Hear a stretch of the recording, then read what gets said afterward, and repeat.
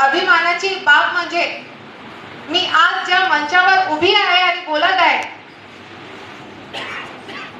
मला अभिमान या गोष्टीचा वाटते की याच कॉलेजमध्ये मी शिकली आहे आणि ज्यांच्या मार्गदर्शनाखाली शिकली आहे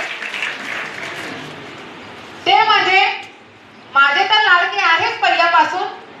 आगे भी भविष्य में आप लोग इसी प्रकार से सहकार्य करें, सहयोग करें और आगे मैं इसी प्रकार से गति से काम करती जाऊँ, यही अपेक्षा करती हूँ। धन्यवाद। फलक तू, गरज तू, बरस तू, धूप में छाँव की एहसास तू।